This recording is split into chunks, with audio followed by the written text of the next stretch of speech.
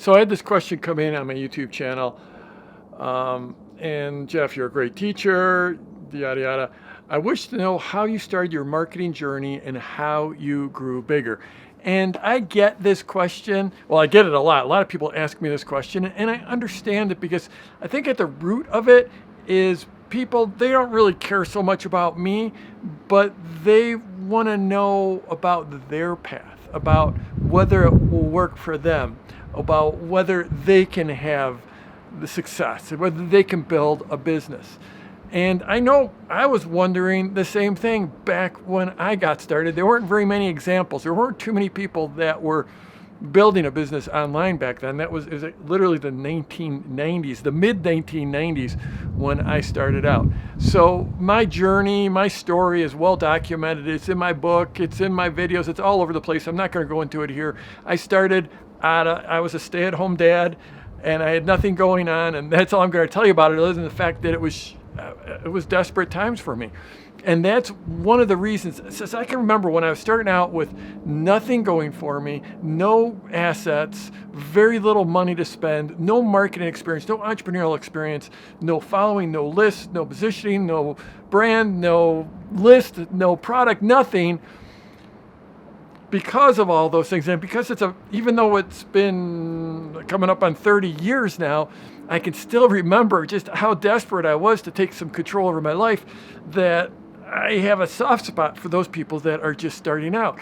So if you're just starting out, this is the thing, is that I have no idea where you are in your journey, what your skills are, what your interest is, what your assets are, how much time you've got to, all of those things. So I can't speak to your specific path. But what I can say is that my journey was just putting one foot in front of the other and trying to build little tiny successes and then take another step and another step. I remember for some reason early on I figured out, or I had this inkling, this feeling that building an email list was the path to freedom. I mean, it was just, I don't know why, but even back then when I was just starting out, that was so obvious. That hasn't changed whatsoever. You need an audience. You need to build a following because, well, you need someone to sell to, right?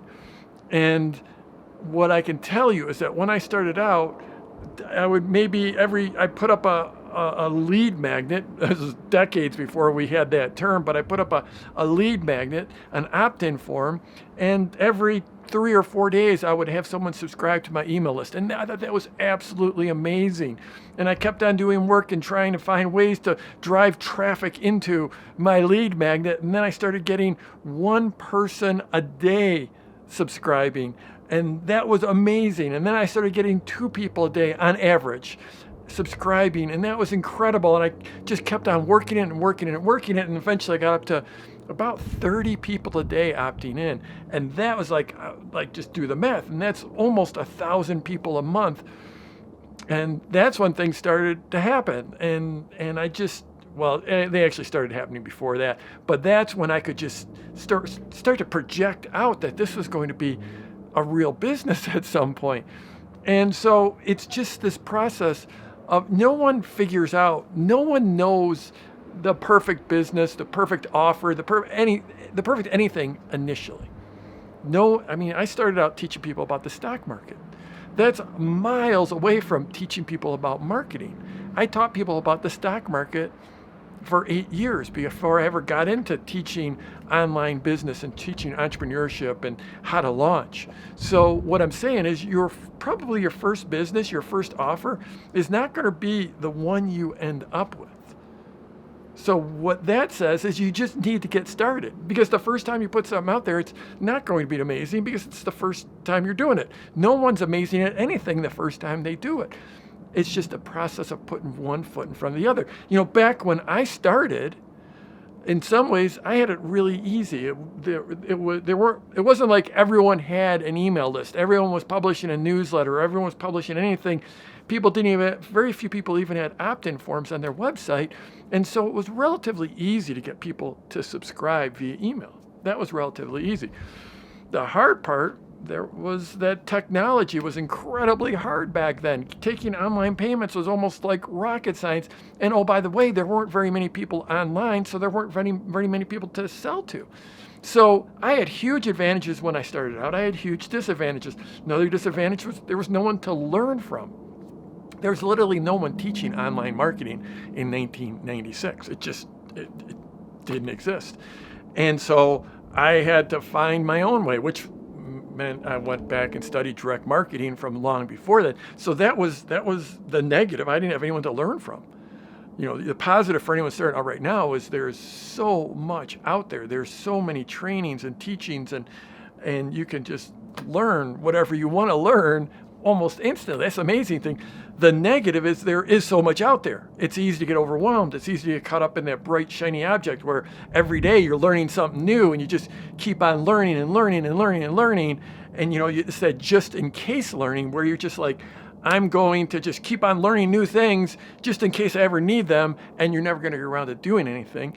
That's the negative of these days. The other negative is you don't know who to trust because there's a new pop-up guru like every 5 minutes in my Instagram feed. So, there's positive and negatives of any time. There's huge positives for me when I started out. There's huge negatives. Right now, it's still the greatest time to be an entrepreneur. And meaning, in past times, it took so much capital and so much effort and so much time to start a business. Now anyone with a phone can start a business almost immediately. So it's amazing time. And also, there's a lot of competition, so you got to be good. So there's pluses and minuses in every time, in every circumstance. But the one thing that never changes is that taking that first step and getting your first clients, getting your first offer out there is how you get in the game and how you learn to get better. You can't truly start learning until you're in the game, and you're not in the game until you've made an offer. So if you're just learning from a different guru every single day and just bouncing around just in case learning instead of just in time learning, then you're just never going to go anywhere. You have to get your first offer out there, get feedback from the market, adjust, knowing that it's not going to be perfect the first time. But if you keep on moving forward towards your goal, then you're unstoppable. So I'm Jeff Walker. Wherever you're watching this, scroll down, leave a comment for me, and let's go get him this week.